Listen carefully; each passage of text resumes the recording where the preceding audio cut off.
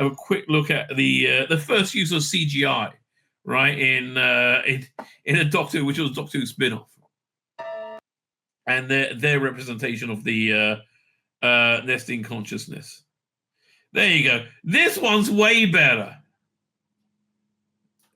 It's like 30 seconds of CGI. We freaked out when this happened.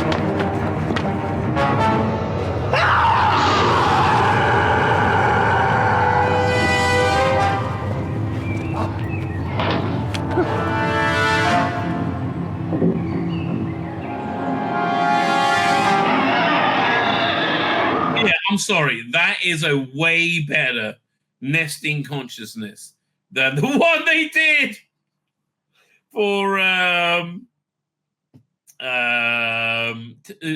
new effects of Terror of the Autons, right? It just is. It's a much, much more convincing and scary one.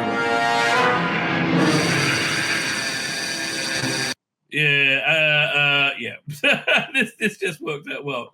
Let me just compare again. I showed it earlier. I'll show it again to the one that they did on. What's it called again? Terror of the Autons. Or maybe it should be called Terry of the Autons.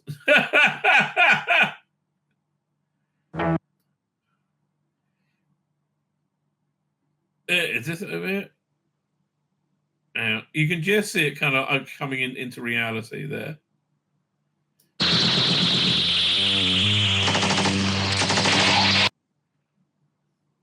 Yeah, that doesn't look as good. I'm sorry. And like the original wee little smudgy little glove thing of light look better, right? But the best one, Alton 2.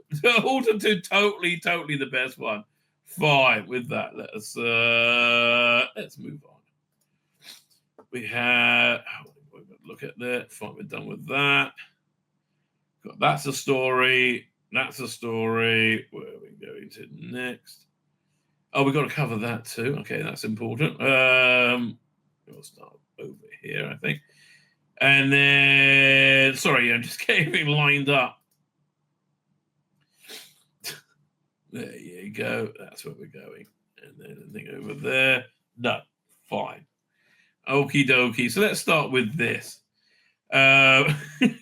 Like, is this real? I don't know. I don't know if this is real. Oh my God, should we start with this actually? This segues quite nicely into the Neil Gaiman. I think I showed this the other night, but it is funny.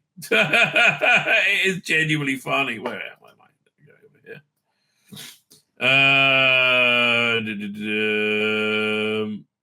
Share screen. Doink. And over here. There you go. Found it. So Neil Gaiman came out as a bit of a massive perv. Again, I still don't know what he's done. Hopefully we'll get to it this stream. Who knows what their stream? I don't know, as we can't rewrite his. They're talking about this guy had deleted his account apparently for some reason. We're saying like, what are we gonna do? Neil Gaiman's written for Doctor Who. What are we gonna do? Right? I don't know, as we can't rewrite history, sadly. Why is this? No, live with history. Don't try and rewrite it. He's written for the show either way. I'm not sure forgetting he ever did. I'm not sure forgetting he did ever is the right approach. Yeah, why would you want to? Like, honestly, why would you want to? It's just so silly. Separate the art from the artist. That's. So I didn't know Sensosphere had this as a stream going on right now. Asking a very good question. Does New Who hate Classic Who? I'll answer for you. Yes, they absolutely do. The best thing is maybe add a content warning. What are you warning about the content? Like, this was written by somebody who's a perv. Okay. I think having Jinx Monsoon in was equally problematic. And enjoy these stories because the actors and the other creators. No, enjoy the stories because they're good stories, right? They might enjoy the stories because they're good stories. So anyway, we had this breaking news today, right? Guessing the rumors of being a season true are true. I wonder what Doctor Who Film Locations dropped it. Very well deserved that was the case. No, not well deserved at all. I'm sorry. right? Generally speaking, reviled. But again, it's like they just don't care. Bottom line is they just genuinely don't care about their audience, the fandom, but the audience in general. Nobody wanted Dr. Ruth, right? Nobody's interested in her. I would love to know what the sales figures are on Big Finish for her box set, right? But even that looked like the best thing they did. But very well deserved this. Okay, Jo was weighted in flux. That is true, and she did much more screen time. If you cast her instead of Jodie, it would have been better. Her costume didn't really work, and she didn't really work, right?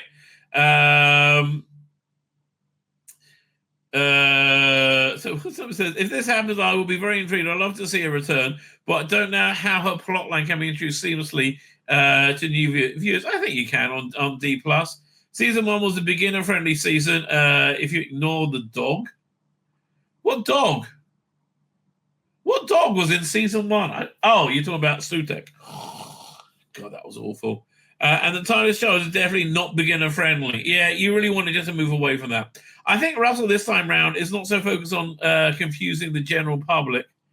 I think he's more open to the fan service sort of thing, which is a good and bad thing depending how you look at it. Well, it's going to be bad because the fans you're servicing are toxic weirdos. Don't service those fans, right? Not even with a hand job. That's a bad idea. But I'd love to see more of Joe. No, I wouldn't. I have to agree. It will be confusing to the general public. I don't think that's a consideration at all, right? I don't think that's a consideration in any way, shape, or form. No, it's not. Okay, it's not. Again, Ralph C. Davis seems to only have bad ideas. It's really weird because he used to be so great, and now he literally just has bad ideas. New Schalke Doctor content. Oh, God, I hope not. Look, this looks like for the Doctor Who game, the mobile game. And they're like, okay, fine. What you get? You've drawn a new character. What that cost you? Like $25 on Etsy, right? It's like I don't know. But I guess because he was in Rogue. His picture was in Rogue. They want to make him more. It's a good way to sell games because I'm like, oh, Schalke Doctor, that's nice and interesting. That's nice and out there. Never mind. I mean, it's a way to sell games, and it's not really going to. I don't. Who plays these? It's really beyond. It's really beyond me. Who actually plays these things? I've never been that bored. I actually haven't played a game on my phone since Angry Birds. They're kind of just games on your phone just really kind of fell out of style. Weirdly enough, I used to love playing the games on my phone. I never play a game on my phone now. I only just realized that. And generally speaking, I find this game to be crap. Doctor Who Lost in Night. I found it to be crap in general. I'm sorry, but it is. So, not sure what to tell you, but it's crap, right? By the way, with Big Finishes, most of their output being crap and me severely cutting back on my Big Finish orders, it's made me completely lose interest in listening to what I do have. I've got 2 stories to listen to so far. The War Doctor Rises, and I've really liked that range, right? I think Jonathan Carey does a great job as the War as John Hurt, right? I think he really absolutely nails it. And I find generally, apart from they did 2 box sets which were a bit naff, where they had this stunning and brave woman that was the key to everything, based on her. And it all kind of just revolved around that character. What's her name? I can't even remember the name of the character. Peter says manipulating women and having sex with them. Doesn't every guy do that? I mean, look, I think it would be better. I think it was better when we were monogamous. We got married to have sex. And I know it's a very old-fashioned attitude. Right, but I think life was better.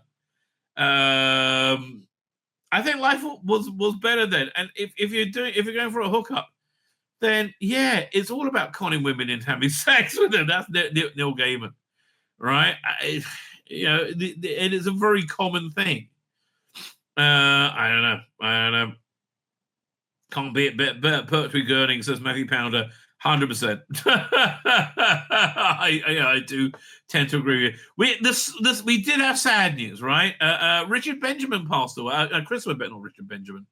Richard Benjamin passed away years ago, right? Christopher Benjamin passed away recently. There's a Lisa Bauman put up a tribute. Now, if you don't know, Christopher Benjamin was half of the double act of Jago and Lightfoot. It's he was the Jago part. Lightfoot died a few years ago, and it's a shame. Here, let me pull up the Jago and Lightfoot range. Of course, the new Big Finish. Ever since they tried to renew the site, takes forever to open up now. Right, it's like just takes forever. And but this they did like 13, 14 series, and they were all generally speaking very good, right? And then they had to end it because what's the name? Lightfoot died, right? Oh, look at that. Audio books, Worlds of Doctor Who, Jago and Lightfoot. Yeah, this. Run through it for a second. Oldest first. It's always the way to go with Big Finish. They're missing out. Man, these are quite expensive. They're too expensive, in fact. Like $21. And as for like, how old is this? This is from 15 years ago. I'm sorry, $21 from 15 years ago is it's too expensive. It's ridiculous. Okay, this should be $8.99. $8.99. How many? It's a 4-disc thing. 5. Yeah, 5. $8.99. Digital, right? That's what it should be. But they don't have like his first one there. 1 second. Oldest first. There you go. The Mahogany Murders. This is a really good one. Okay, this is only under a $5. But this is the first time they brought back Jago and Lightfoot, right? And then they span it off into its own range. And again, it was a very successful range. So how many they did? 1, 2. They brought in what's his name? They brought in quite a few characters. But first, they like kind of set up their own world, right? What's the name of the guy?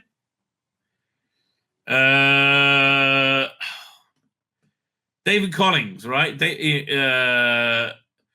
Collins, who was good, but again, they really developed their own identity as a show, as a series.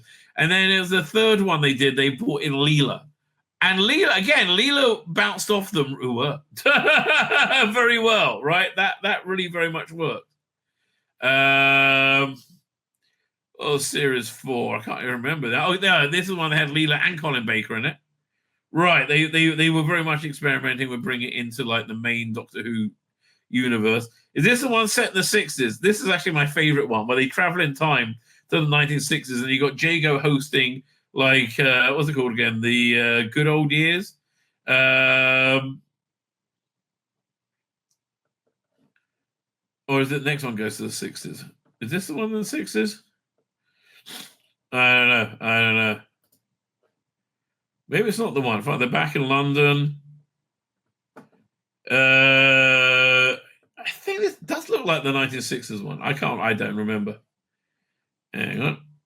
It's 6 seasons. Okay, this was the 1960s one. I'm pretty sure. Yeah, they get caught in. They get flung forward into the future. But they were just such a lovely double act that it really worked. So yeah, then they sort of go back to its own thing and not like bring him into other event. The larger Doctor Who world. This one with the Scorches, they were great. Scorches were introduced in a Joe Grant. How can I find it? Who wrote it? Oh, in the Companion Chronicles with Joe Grant. Let me see if I can find that. Hang on, the Companion Chronicles. The Companion Chronicles. Let's have a look over here. I could just look at Katie Manning, because it was like about halfway through the run, so it's going to be quite a ways to find it. Man, again, these should be $1.99 maximum.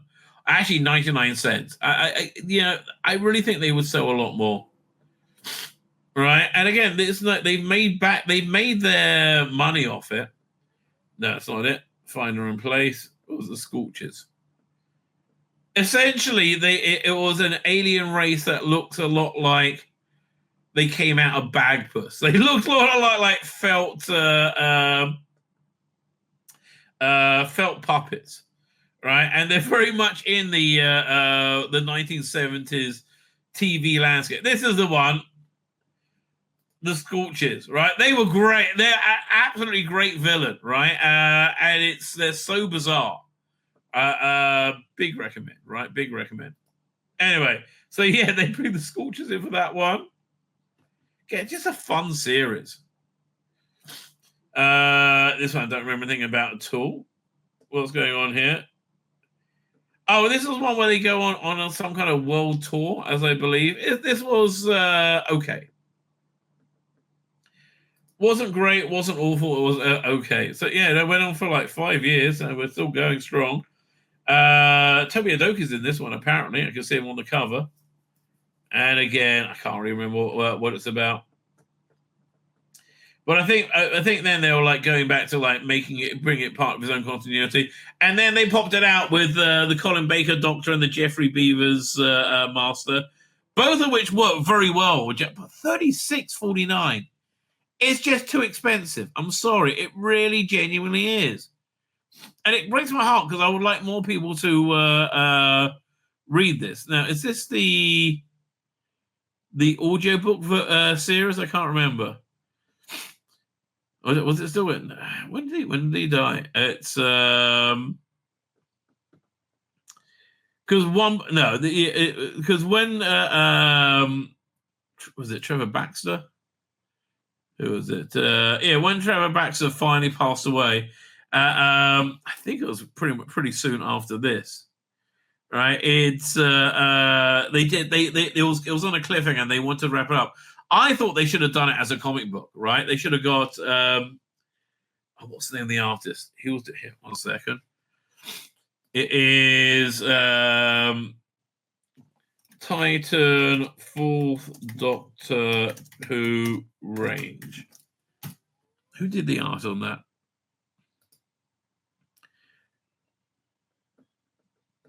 It was Brian Williamson, right? He would have been perfect for this, right? He would have been absolutely perfect for the job. And I think it would have worked better than the books on tape that they did.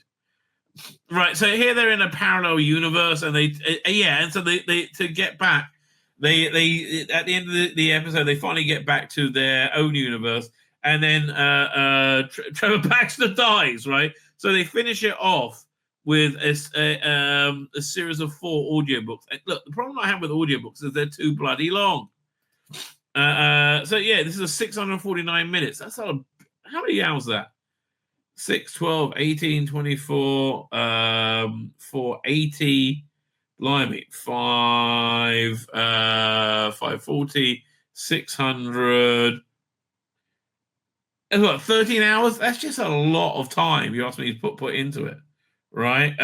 And then, what's the Jaeger and Lightfoot Forever? I think I got this one as well. This was like what is it? When they finally wrap up everything?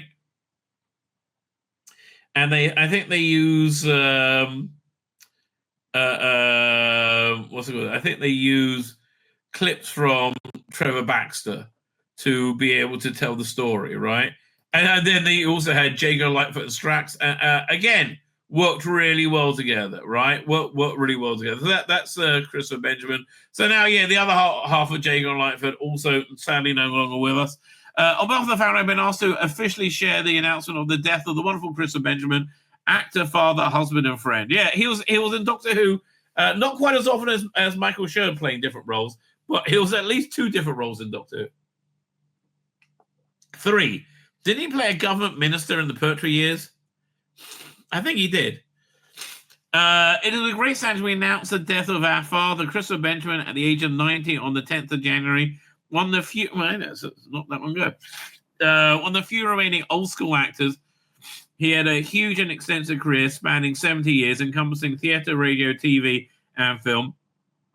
Beloved by all who knew him, and his final stage appearances as full staff at the Globe in the Merry Wives of Windsor in 2010, where he led the company and created a sense of bohemia for all that were just to cite it as a highlight of their career. So, tissue.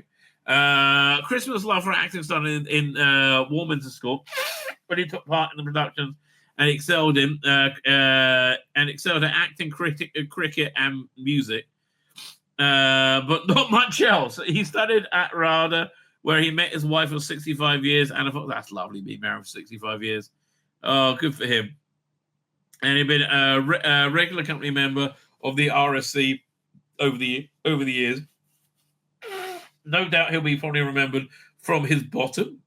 Oh, okay, we're talking about Shakespeare, right? Not and like again, if they say about shooting Gatworth, they're talking about his arsehole, right? He appeared in numerous iconic TV shows, including The Avengers, The Prisoner. Oh, he was good in Prisoner. Doctor Who and the Full-Size Saga, plus Sherlock Holmes. Which Sherlock Holmes? Christopher Benjamin, Sherlock Holmes. Which one? He sounds like he would be in there, but which one? Hang on. Christopher Benjamin. Benjamin Sherlock Holmes. Dr. Huxtable, man. What story was that in? The Priory School. Yes! He was the headmaster of the Priory School. That's a great home story. That's a really good one. Midsummer Murders and Pride and Prejudice. He also had a long-running audio drama based on his Jago and Lightfoot after starring Doctor Who from Tom Baker's time. He leaves behind his wife, Anna, his 3 children, Kate, Sebastian, and Amelia, and his grandchildren, Bertie, Madeline, and Sam. And, of course, the dearly beloved dog, Minnie. He gives his gardening, his love of gardening, birds, cricket, and, of course, music, art, and theatre live on in them. That's what very sad. It's a very nice obituary written by, a loving family that clearly surrounded him. And, there was a lot of warmth in his performance. And I think that warmth showed from him because he seemed like a very decent, warm guy, right? So Godspeed there. Was it Christopher Benjamin? Thank you for all the really fantastic times you gave us, right? If you want to buy something in tribute, this is the one I can really recommend, 486. It's a really good story, as it happens. Andy Lane, it's a really good story that really totally works. Doing 5. Let's look at this. 10 wild Doctor Who theories that actually came true. The Doctor's gay. I don't want to leave it alone. Number 10, River Song is Amy and Rory's daughter. Well, that rumor only really started after the Impossible Astronaut. It wasn't like when she first appeared. All right. Where was it? Everything in pregnancy wasn't made clear in the also people, blah, blah, blah. But again, it really... it only became a fan theory, like, I don't know, 2-3 episodes before it was confirmed. That's not really like a long... long. River Song is a Doctor's wife. Well, that's how they introduced her, right? And again, they paid that off with Capaldi, which really worked very well. I'm not really comfortable with the Doctor being romantic, right, or having a sex life. I think it's a mistake to go there ever. Frankly, I think you could have got away with it one time with David Tennant and Rose, and beyond that, it's a real mistake to go back there. But the thing is, people just have to keep going back to that because they can't write anything without sexuality in it, right? That's just what the modern age looks like. The Master and the Doctor have a love-hate relationship. That we knew that from pretty much straight away, right? Their best friend is that that's not news. That's not a fan theory. Who wrote this? Rebecca Sargent. Have you never seen Doctor Who before? We knew they did. Okay. Torture's Gang Cooper is related to Gwyneth from the Unquiet Dead. Again, that was the first episode, I think. These aren't fan theories. These are plot points. It's weird though how what's her name looks much hotter as Gwen Cooper than she did as Gwyneth. Saxon survived the last of the title. Again, we saw they picked up the ring. We knew he was coming back. This is a dumb article. This is a dumb article. What the hell? Doctor's name is actually Doctor. No. What? Well, this theory is answered in a rather indirect, strange way. Doctor Who did confirm the Doctor's name was Doctor. They said he chose it himself, but that's not his real name. He technically wants to make people better. Yeah, I think you're reading it there. Doctor is actually created at the time of bullshit, boring bullshit. The Timeless Child was in for one reason and one reason alone, to make the Doctor less white and less male. And that's it. That's the only reason the Timeless Child was there. Rose Noble comes from the meta crisis. No, Rose Noble comes from mental illness and Russell Davis' mental illness, where he thinks that people with penises are in fact ladies. They're not, right? They're not. I'm sorry. The Doctor's jacket change from Flesh and Stone wasn't a continuity here. Finally, we get to number 2, and it's the only valid one I've seen so far. Right? Yeah, that was a brilliant plot point, right? If you haven't seen it, go back and watch it. That was absolutely brilliant, right? I generally like that. I remember people saying basically get about halfway through the season. It wasn't that quick. People came up with it. So again, it was like for about no more than 6 weeks, I think. The 12th Doctor looks like the fires of Pompeii's Theseus for a reason. Again, they're just explaining it. They're giving some... Please. That's a dumb article, right? That's a dumb article. 10 great theories that still haven't been confirmed on the night. Okay, then we're into theories. Let's have a look. No, I'm not going to log in. Piss off. What's your theory? Doctor Who's meddling monk was actually the master. That's dumb. No, the meddling monk was the meddling monk. They're a very different character. I mean, unless you can count the Sacha Dhawan master, which is the meddling monk. 10th Doctor's enemy was Enemy of the Beast was a member of the Doctor's Pantheon. No, I mean, stop with the Pantheon. Sacha Dhawan's master became before Michelle. No one cares. And he's not canon. And don't get me wrong, I like Sacha Dhawan, right? I thought he could have done well with the master. Missy, I thought was excellent though, right? Michelle Gomez, I thought she was absolutely one of the best masters. Missy is the last incarnation of the master. Again, whatever. So at the end, by the way, when she's shot by the John Sim master, right? She knew that was going to happen, so I'm assuming she wore some kind of like shielding to stop her being killed. The Timeless Child is a pantheon that's got to like go away. Mrs. Flood is a past companion. I doubt it. One Doctor Who suggests the Mrs. Flood is Anita Ben, who was in the Christmas episode. Whereas I would say she's Rani or Clara. Clara's the most likely because at least she dresses like her. Time Lord's weaponized regeneration in the Time Warp. No, please, fan wank shit. Cal from the Library is a version of Clara Oswald. I think you're trying to hammer that. Yeah, you're trying to hammer a square peg into a round hole there. One of the Claras, actually Charlotte, Abigail, Lux, or Cal from season 2's two-parter, Silence on the Line, and the Forest Dead. Although most versions of Clara are still called Clara, the Oswin variants prove that there's a possibility out there with different names.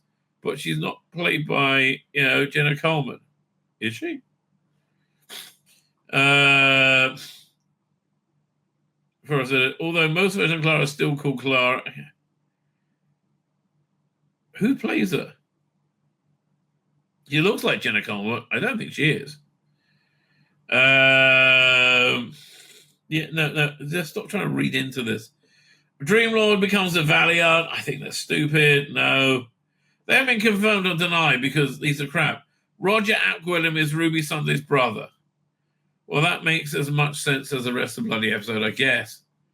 Stop. Doctor Who Season 15 teases makes Anita's return more likely. That's interesting. Now, again, I found her a very dull character in a kind of a dull minute as well. So why do they think she's coming back? As a connection to the upcoming finale, I don't know. Couldn't bring back. And look, if they do bring it back, who cares? I mean, honestly, really, who gives a crap? I certainly don't. Right? I really genuinely don't. Why would anybody care? Again, this is what I mean about Doctor Who having no buzz whatsoever. I mean, just look at these articles. They're like fishing to say something, right? Julia Garner's Doctor Who film schedule cost the actor a role. A strong Oscar contender with 96% Rotten Tomatoes score. He didn't take a job because he had another job. After last season's season appears Sutek. After Sutek last season, season 25 has been setting up a main villain from the Fifth Doctor's era. Who are we talking about? An Eternal from Enlightenment? I'm bored to hell with the Pantheon. And I guess Mrs. Flood is part of the Pantheon. But again, who cares? Honestly, genuinely, who cares? I do not know. All 18 Doctors Christmas New Year special ranked include. Oh, let's see what the rankings they gave them. And I think you can include the Jodie ones. Doctor Winter Order about 18. It's certainly the weakest of the Matt Smith ones. Is it it's not weaker than if there's no Jodie in there? That's fine. The Return of Dr. Mysterious. So what went wrong with that one was the direction. The script was actually quite good, but the guy directing it couldn't do superhero movies. Didn't understand superhero movies, so the special effects were very flat when they should have been much more dynamic. It was the wrong production team. Okay, no, Revolution of Daleks goes right at the fucking bottom. It's a Jodie episode, you moron. Revolution of the Dalek. I mean, she couldn't even say it fucking right. Now, is this a objectively worse? Yeah. The way, she goes the Daleks going into the. Here, let me show you that clip. Oh God, it's so awful. Oh, she's so smug and awful as the Doctor.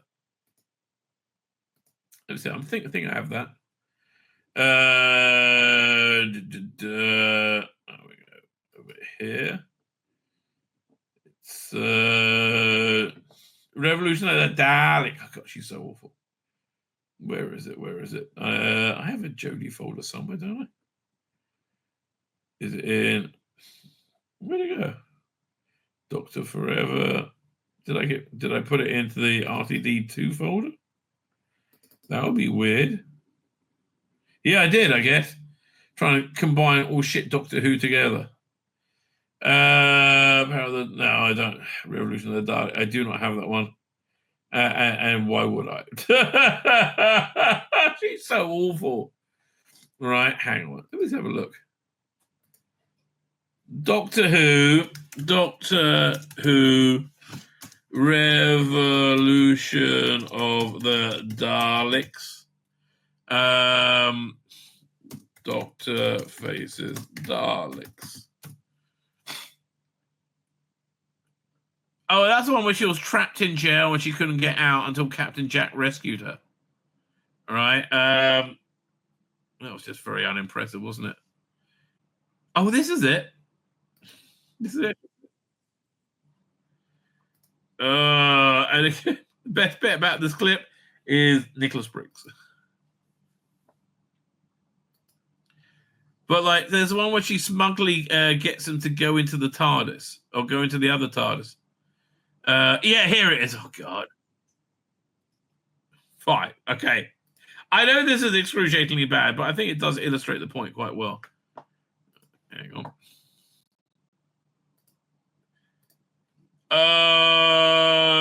Doink.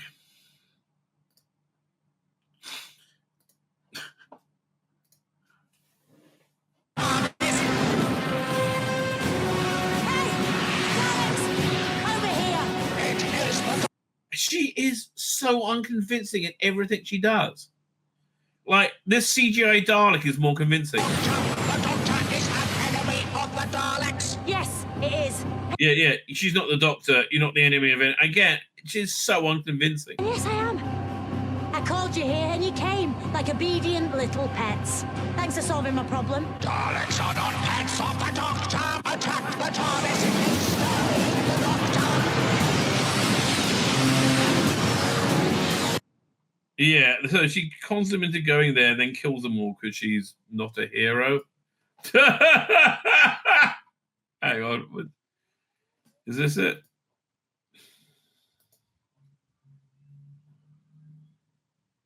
Oh, I don't. She's so awful when she explains stuff. Like, genuinely awful. Right, and she kills all the Daleks. After calling them there. Oh, God.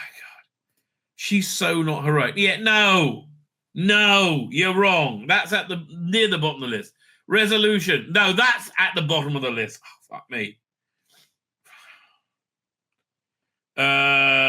Church and Ruby Road. Okay, I guess I better do my own ranking then. Hang on. New folder. Let's have a new file, I should say. Revolution of the Dalek. Doink. So we had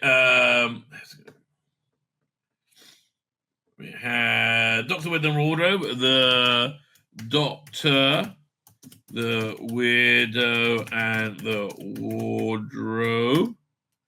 A second. Then Return. There was that. I would put the.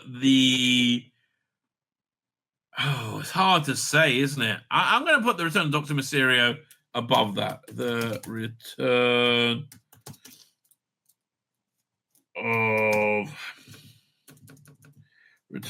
of Dr. Mysterio. One of the reasons that I'm ranking that up a little bit is because there's a great scene at the beginning where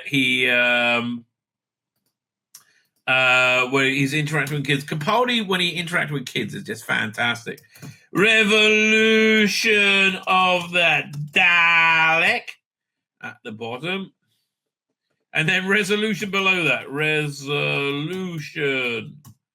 I mean, it's not even Christmas, it's a New Year's story. Church on Ruby Road, I'm going to put above that. Because, again, that's my favorite Judy episode on Ruby Road, before we saw how awfully off the, badly it was going to go. The Snowmen. Look, that had the sexiest Clara in it. That's Snowmen. I'm putting that above the Return of Dr. Mysterio. Eve of the Daleks. That is the best of the Jodie specials. Eve of the Daleks. I mean, look, that was really, Eve of the Daleks' biggest problems were, they had 4 problems. 1, Jodie Whittaker. Fucking awful. Right? Doesn't know what she's doing. Is one of the truly worst actors I've ever seen. Actors I've ever encountered. Right? That was problem number 1. Problem number 2 is Chibnall reuses the same trope as they get the 2 Daleks to shoot at someone, and they duck and they shoot each other. right? We've seen that many, many times before, including in Doctor Who and the Daleks with Peter Cushing, right? That's the problem number 2. Problem number 3 was Creepy Nick, the weird stalker guy who was the hero for some unknown reason. I just can't work it out. But other than that, it was actually, I think, the most solid of the Jodie specials.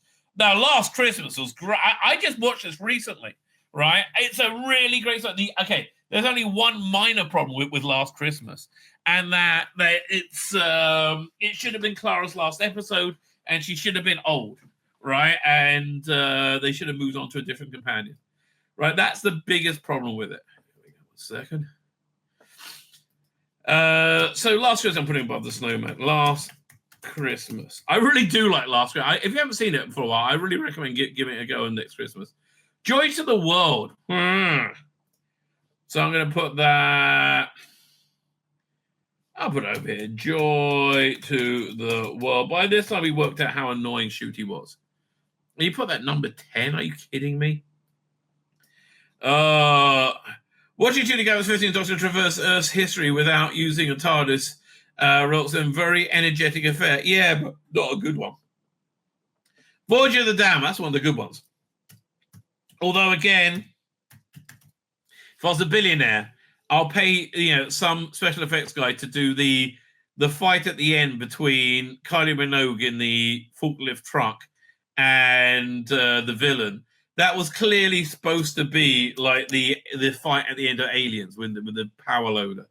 Voyage of the Damned. So, Husbands of River song. No, I prefer Last Christmas to that. Honestly, I think I prefer the Snowman to that. Yeah, Husbands of River song. Okay. Runaway Bride, I think, is one of the best. Yeah, I really like Runaway Bride. I'm putting that right at the top. Runaway Bride. The next Doctor I'm putting above that. Love those Cybermen, the Victorian Cybermen and the Neil Morrissey Doctor. Although he was only the Doctor for about 7 minutes. The next Doctor, and I even like the Cyber Shades, right? I thought they were cool. Christmas Carol, that's got to be number 1, right? They put that number 5. What's better than a Christmas Carol? That is absolutely the gold standard in Doctor Who specials.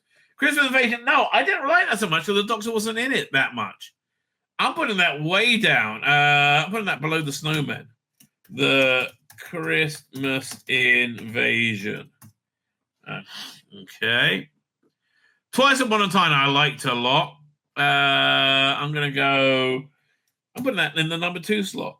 Twice Upon, and I know a lot of people hated the William Hartnell in it. I quite liked it. I mean, I like kind of like making fun a little bit of what TV tropes used to be. Time of the Doctor. Well, Time of the Doctor, I only recently found out was supposed to be a whole season, right? It was supposed to be his final season. It was going to do a full season, and it would be him aging slowly, and the whole thing would have been set on Trenzalore. So I'm going to go Next Doctor. No, I'm putting Next Doctor above it. It's above Runaway Bride. The Time of the Doctor. And what they have as number 1? No, End of Times 1 and 2. No. That was the weakest one that Tennant did. So self-indulgent, right? I'm putting it over here. It goes just under Christmas Invasion. The End of Time. Okay, so that's their version here. I'll show you my version, which is infinitely superior and more accurate. Also, sorry, Cookie, my favorite Christmas special was the Voyage of the Damned. What was great about Voyage of the Damned, it was a legitimate disaster movie, which is so Christmassy, right? It's so Christmassy. But I would say, okay, my number 1, absolutely A Christmas Carol. I love that. Absolutely. That nearly perfect Doctor Who. Twice Upon a Time I liked a lot. Look, I like it as well for many reasons. I remember when I was waiting to go to my dad's funeral. Like in Judaism, you bury people like the next day, so there really wasn't that much time. And yeah, so we so while I was waiting for that to happen, I really couldn't do much. I put on Twice. It was shortly after it was broadcast, so I put on Twice Upon a Time again, which dealt with death, right, and dealt with like should the Doctor die. So for me, that's very, very poignant. I like that one a lot. Next Doctor I thought was, again, I love the Cybermen. What manner of man are these? Cybermen, right? That was great. Time of the Doctor, again, a little bit packed, but otherwise good. Runaway Bride, very Christmassy, right? I really do like that episode, right? I just like those other four more, right? Voyage of the Damned, same thing. Last Christmas is really worth a rewatch. So why are we on the top 10? 1, 2, 3, 4, 5, 6, 7. 8. Number 8 is Last Christmas. Number 9 is Christmas Invasion. Again, the time makes it into the top 10. Right? Husbands of River Song. It was a bit lightweight for me. Return of Dr. Mysterio, very badly directed. The Doctor, the Widow, and the Wardrobe. It was just too frothy, and then we get into like the cosplay Doctors. But again, that would be my Christmas ranking, right? That would totally be my Christmas fare. Is there anything else in the whole Doctor Who thing going on that we're interested in looking at? Okay, let's look at this one. The 10 most underrated stories of all time. Right. Okay. This is what I mean about Doctor Who being irrelevant. Have you noticed there's no new news? And you know why? No one's interested. No one's interesting. Where we go? There we go. So what are the most underrated stories? The only problem with the Invasion of Dinosaurs is the awful dinosaur effect. Which I'm hoping when they release it, they'll redo them because it really needs it. Although they didn't redo the T-Rex effect for the Silurians, which I'm kind of miffed about, right?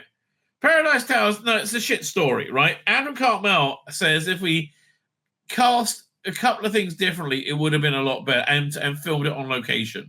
It would have been a lot better. They wanted to they say if they didn't cast Richard Briers, who was legitimately awful in the role, but also Pex was terrible. They should have had this big muscle-bound guy playing Pex.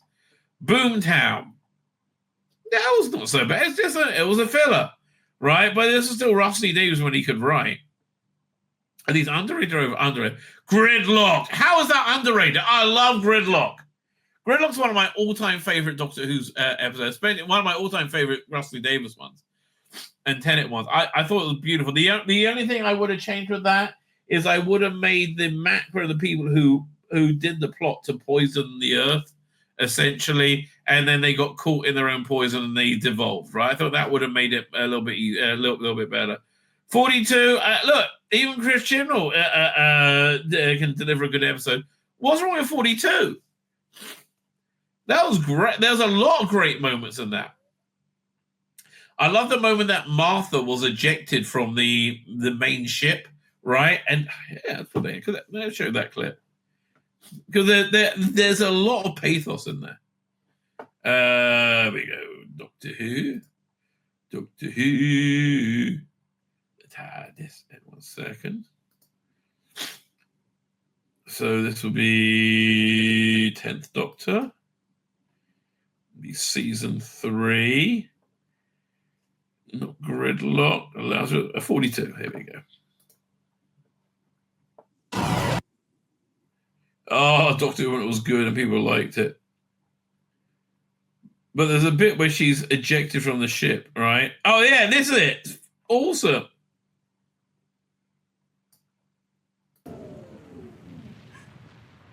I'll save you. Yeah. How well directed is this?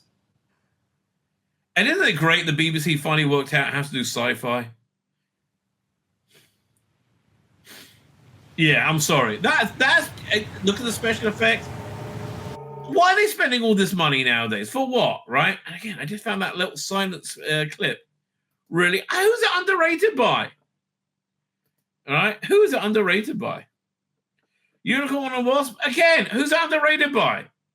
It was a solid historical character episode. Town Called Mercy. It's not underrated. It was just a bit naff, right? Sadly, that whole season didn't really work that well. I mean, I liked Asylum of the Daleks. Most people didn't. And the Angels Take Manhattan, but again, most people didn't. I'll tell you. Power of Three. No, that's shit. Okay, that is a shit story, right? You can forget that, and it will never make any difference in your life. Go away. Under Lake Before the Flood. I think that's a solid story, right? That is a really solid Doctor Who story. And with good twisty turny mysteries, a great cliffhanger, very creepy, base under siege. What's not to like about it? I don't understand. It takes you away. How is it underrated? It's overrated, if anything. I mean, Exhibit A, yeah, that means it's overrated. Mate, I mean, if you're going to do a space frog, why not make it look like a frog, not like a latex doll? I don't know what to tell you. Dan, how you doing, Dan? Fighting Infinity. Oh man, I bailed out about 15-20 minutes before the end of the show last night. I was cream crackered, mate.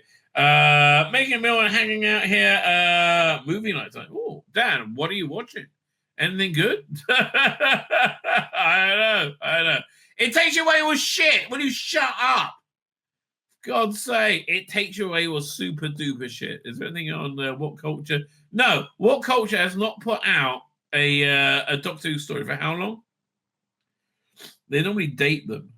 Yeah, for 20 days. That's how irrelevant Doctor Who has become. All right? That's how. By the way, the 10 best moments of Doctor Who in 2024 and the 20 worst moments of 2024, they're basically the same. Weirdly enough, right? Totally weirdly enough. My name's Tzvi Lebetkin, the Rabbi from another planet. Please like, share, and subscribe, and ring that little bell. Ring the little bell so you're notified when new videos drop.